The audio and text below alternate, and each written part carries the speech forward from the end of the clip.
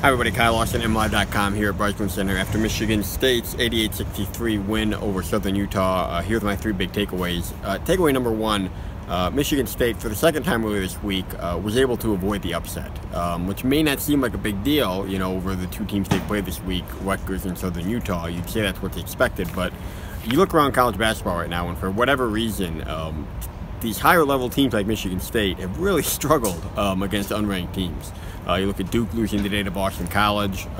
You look at Kansas losing in Kansas City. You look at Florida losing. Notre Dame losing to Bowling Green at home. You know, it's happening, it seems like, every week, multiple times per week. So I think if you're Michigan State, and if you're a Michigan State fan, you shouldn't be taking these for granted, because they're obviously not coming easily. For whatever reason this year. You know, Rutgers was within 2 with five minutes left. On Tuesday, Michigan State pulled that out. Today, not quite as close, but Southern Utah still went on kind of a three-point barrage there early in the second half. They were within 5 with about 10 minutes left there. And they were making it a game. You could see them kind of start to get confidence before Miles Bridges hit a couple. Cassius Winston started hitting some threes. And Michigan State really kind of pulled away. But I guess the big first takeaway, not a win to take for granted. And I don't think any of them are going to be, because Michigan State at this point is clearly getting everybody's best shot.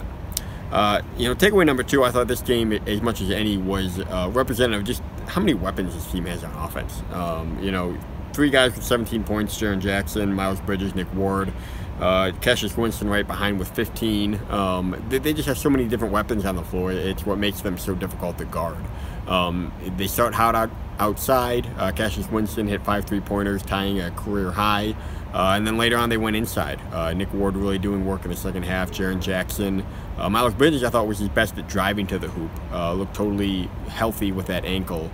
So they're really scoring about everywhere there is to score. Even free throw line, you know, 23 for 31. They're getting to the free throw line. So it's so hard, I think, for a defense, if you're game planning against this team at this point, to key in on one thing and say, okay, if we take this away, we think we can beat them. Because Michigan State can just go at it with so many different guys, so many different ways. And I think that's why we've seen them, you know, 7 straight wins now, able to do what they do. And then takeaway number 3, when the polls come out on Monday, this team could be number 1. Villanova had a big win this week over Gonzaga. They could jump them, but Michigan State was number 3, number 2 Kansas, and number 2 Duke both lost, so they could move up to number 1 for the first time in a couple years. And players afterwards today had kind of mixed reactions to that. Miles Bridges said it's not a big deal, we don't really care about that.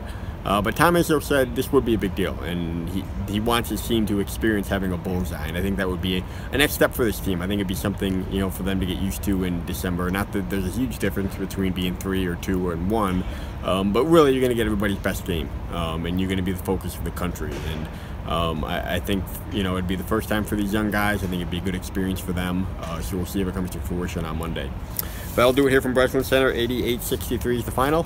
Week off for finals, and back at Little Caesars Arena against Oakland next Saturday. And stick with MLive.com/Spartans for all your coverage.